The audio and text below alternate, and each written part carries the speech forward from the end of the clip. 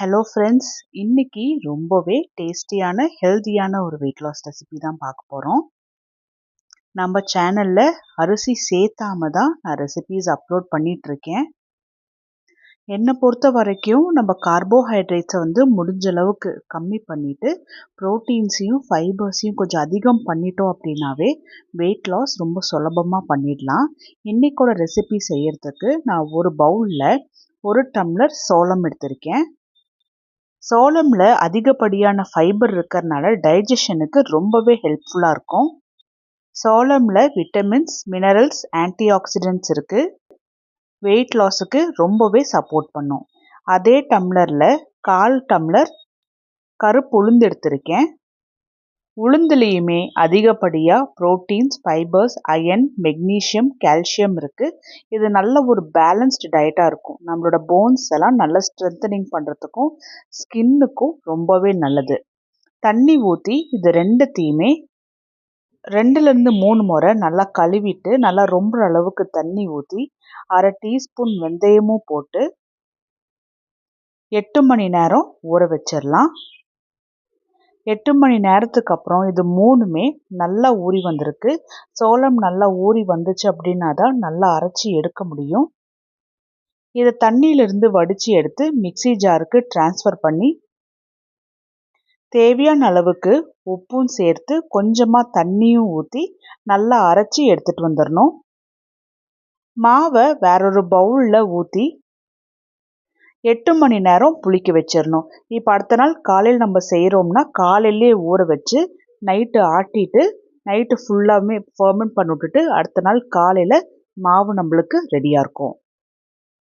அடுத்த நாள் காலையில் பாருங்கள் மாவு எந்த அளவுக்கு புளிச்சு வந்திருக்குன்னு. இந்த அளவுக்கு நல்லா புளிச்சு வர விடணும். அப்போ தான் நல்லா சாஃப்டாக ப்ளஃபியாக நம்மளால் என்ன செய்ய போகிறோன்னா குழிப்பணியாரம் செய்ய போகிறோம். நல்லா சூப்பராக குழிப்பணியாரம் வரும். இதை நல்லா பீட் பண்ணி விட்டுறணும். இப்போ மாவில் போடுறதுக்கு ஒரு தாளிப்பு ரெடி பண்ணிடலாம்.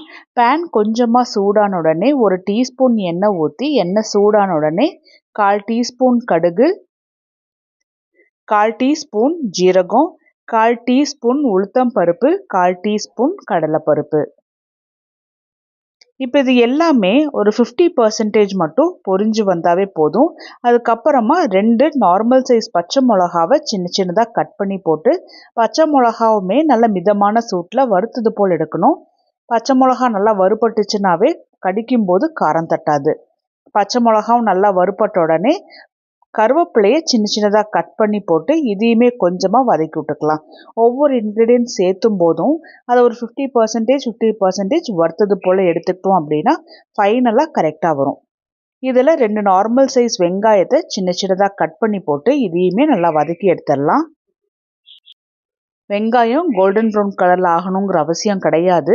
வெங்காயம் வதங்கும் போது இதுக்கு தேவையான அளவுக்கு மட்டும் உப்பு சேர்த்து நல்லா கலந்துட்டுட்டு நல்லா லைட்டாக வதங்கி நல்லா ஒரு பிங்கிஷ் ஷேடில் மட்டும் வந்தால் போதும். ஸோ வெங்காயம் நல்லா வதங்கி வந்துருச்சு. இதில் சின்ன சின்னதாக கட் பண்ணி வச்சுருந்த கொத்தமல்லியும் போட்டு நல்லா கலந்துட்டுடலாம். கொத்தமல்லி நல்லா ஒன்று போல் மர்ஜ் ஆகி நல்லா சுருண்டு வரணும். அது வரைக்கும் வதக்கினா போதும். இந்த இன்க்ரீடியன்ட்ஸ் எல்லாத்தையுமே மாவோட சேர்த்து போட்டு நல்லா கலந்துட்டுக்கலாம். குழிப்பணியாரம் ரெடி பண்ண போகிறதுனால இட்லி பதத்தை விட இன்னும் கொஞ்சம் கெட்டியான பதத்தில் இருக்கணும். அப்போ தான் நல்லா புஷ்ஷுன்னு வெந்து வரும். மாவு நல்லா கலந்துட்டுட்டு கொஞ்சமாக தண்ணி சேர்த்து நான் கலந்துட்டுக்கிறேன். ஏன்னா நல்லாவே மாவு கெட்டியாக இருக்கிறதுனால. சப்போஸ் இதிலேயே தோசை ஊற்ற போகிறோம் அப்படின்னா இன்னும் கொஞ்சம் தண்ணி கூட சேர்த்து கலந்துட்டுக்கலாம். மாவு கலந்து எடுத்து வச்சுட்டு சைட் டிஷ் ஒன்று ரெடி பண்ணிடலாம். அதே பேனில் 1 டேபிள் ஸ்பூன் கடலெண்ணெய் ஊற்றி எண்ணெய் சூடான உடனே 1 டீஸ்பூன் உளுத்தம் பருப்பு, 1 டீஸ்பூன் கடலைப்பருப்பு, இது ரெண்டுமே ஒரு 50% வறுபட்ட உடனே 1 பச்சை மிளகா 2ஆக கீத்தல் போட்டு போட்டுக்கலாம். 3 வரமிளகா. இன்றைக்கி பீட்ரூட் சட்னி தான் ரெடி பண்ண போகிறோம். பீட்ரூட் சட்னி கொஞ்சம் காரமாக தூக்கலாக இருந்துச்சு அப்படின்னா தான் நல்லா டேஸ்டியாக இருக்கும். ஒரு சின்ன துண்டு இஞ்சி 4ஆக கட் பண்ணி போட்டிருக்கேன். இதுவுமே ஒவ்வொரு இன்க்ரீடியண்ட்டாக போடும்போது கொஞ்சம் கொஞ்சமாக வதக்கிட்டு அதுக்கப்புறமா அடுத்த இன்க்ரீடியண்ட்டை போடலாம். இது கூட ஒரு 15 பல்லு பூண்டு இதையுமே கொஞ்சமாக வதக்கி விட்டுக்கலாம் ஒரு 50%. இது கூட ஒரு கை நரைச்ச கருவேப்பிலை போட்டு இதையும் கொஞ்சமாக வதக்கி எடுத்துட்டு 3 நார்மல் சைஸ் வெங்காயத்தை 4 கட் பண்ணி இதையும் போட்டு இதையுமே நல்லா வதக்கி எடுத்துக்கலாம். வெங்காயமும் நல்லா வதங்கி வரணும். அப்பப்போ கலந்துட்டு நான் வெங்காயத்தையுமே நல்லா வதக்கி எடுத்துட்டு ஒரு நார்மல் சைஸ் பீட்ரூட்டை சொரவி வச்சுருக்கேன். அதையுமே பேனில் போட்டு நல்லா கலந்துட்டுக்கலாம். மீடியம் டு ஹை ஃப்ளேமில் வச்சு நல்லா கலந்துட்டுக்குங்க முழுமையாக. பீட்ரூட் ரொம்ப வேகணுங்கிற அவசியம் இல்லை. கொஞ்சம் லைட்டாக வெந்து வந்தது போல் இருக்கணும். அதனால் இதோட சேர்த்து கலந்து விட்டுட்டு கொஞ்ச நேரம் டிஸ்டர்ப் பண்ணாமல் அப்பப்போ கலந்துட்டு பீட்ரூட்டையுமே ஒரு 50% வேக வச்சது போல் எடுத்துக்கணும். அதுக்கப்புறம் நம்ம இந்த ஹீட்லேயே விடும்போது அது இன்னமும் கொஞ்சம் வெந்து வந்துடும். ஏன்னா பீட்ரூட் கொஞ்சம் சீக்கிரமாக வேகக்கூடிய தன்மை உள்ளது தான். இந்த ஸ்டேஜில் 1/4 டீஸ்பூன் மஞ்சள், தேவையான அளவுக்கு உப்பும் போட்டு நல்லா கலந்துட்டுக்கலாம்.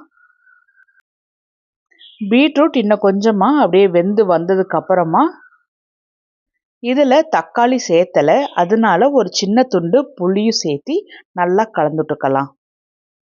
புளி ரொம்ப சூடாகணுங்கிற அவசியம் இல்லை. பீட்ரூட்டோட சேர்த்து நல்லா ஒன்று போல் கலந்துட்டுக்கிட்டாவே போதும். ஒரு கை நிறைச்ச கொத்தமல்லி தண்டோடவே சேர்த்தியே பீட்ரூட் கூட சேர்த்து நல்லா கலந்துட்டுக்கலாம். கொத்தமல்லி நல்லா ஒன்று போல் சுருண்டு வந்த உடனே இதை ஆற வச்சுட்டு மிக்ஸி ஜாருக்கு ட்ரான்ஸ்ஃபர் பண்ணி தேவையான அளவுக்கு தண்ணி ஊற்றி கெட்டியாக அரைச்சி எடுத்துகிட்டு வந்துடணும். எப்பவும் சட்னி போல் நல்லா தண்ணியாக அரைச்சி எடுக்காமல் கொஞ்சம் நல்லா கெட்டியாக இருக்கணும். பீட்ரூட் கொஞ்சம் ஸ்வீட்னஸ் இருக்கிறதுனால காரம் கொஞ்சம் தூக்கில் தான் போடணும். நான் எந்த அளவுக்கு திக்னஸாக அரைச்சி எடுத்துகிட்டு வந்திருக்கேன்னு பாருங்கள். குழிப்பணியாரம் போட்டுடலாம். குழிப்பணியார சட்டி கொஞ்சமாக சூடான உடனே நான் கொஞ்சமாக தான் எல்லா குழிக்குழியும் எண்ணெய் ஊற்றிட்டு ஒவ்வொரு குழிக்குழியுமே 90% மாவு ஃபில் ஆகிற அளவுக்கு ஊற்றிருக்கேன். அப்போ தான் நல்லா வெந்து மேலே புசுன்னு வரும். இந்த அளவுக்கு திக்னஸாக இருந்துச்சு அப்படின்னா தான் நல்லா வெந்து வரும். மிதமான சூட்லேயே வச்சு தான் வேக வைக்கணும். அப்போ தான் கருகாமல் உள்ளெல்லாம் நல்லா வெந்து வரும். திருப்பி போடும்போது மேலே எந்த மாவுமே பச்சை மாவாட்டம் இருக்கக்கூடாது. நல்லா வெந்து இருக்கணும். அப்போ தான் நல்லா முழுமையாக திருப்பிவிட முடியும். திருப்பிடும் போதும் மாவு ஒழுகக்கூடாது. ஸோ ஒரு பக்கம் நல்லா வெந்துருச்சு, இன்னொரு பக்கம் திருப்பி போட்டிருக்கோம். இன்னொரு பக்கமும் நல்லா வெந்ததுக்கு அப்புறமா தான் எடுத்து சாப்பிடணும். இன்னொரு பக்கமும் பாருங்கள் எவ்வளோ நல்லா சூப்பராக வெந்து வந்திருக்கு. நல்லா ப்ளஃபியாக புஷ்ஷுன்னு இருக்குது. நான் அளவாக தான் எண்ணெய் ஊற்றியிருக்கேன். நீங்கள் வெயிட் லாஸ்க்காக சாப்பிடல, நல்லா ஹெல்த்தியாக சாப்பிடணும் அப்படிங்கிறனால சாப்பிட்றீங்கன்னா இன்னும் கொஞ்சம் எண்ணெய் சேர்த்திக்கோங்க, ஒன்றும் தவறு இல்லை. மீதி உள்ள மாவுலையும் நான் இது போல் குழிப்பணியாரம் போட்டு பீட்ரூட் சட்னியோட தான் சாப்பிட போகிறேன். இப்போ குழிப்பணியாரம் ஒன்று உங்களுக்கு பிச்சு காமிக்கிறேன் பாருங்கள். எந்த அளவுக்கு நல்லா பர்ஃபெக்டாக புஷ்ஷுன்னு உள்ளெல்லாம் நல்லா வெந்து வந்திருக்குன்னு. மாவாக இருக்கக்கூடாது. இது போல் நல்லா வெந்து வந்ததுக்கு அப்புறமா சாப்பிடணும். இது போல் குழிப்பணியாரம் வெயிட் லாஸ் பண்ணுறவங்க மட்டும் கிடையாது, சுகர் இருக்கிறவங்க கூட தாராளமாக சாப்பிட்லாம். ட்ரை பண்ணி பார்த்துட்டு சொல்லுங்கள்.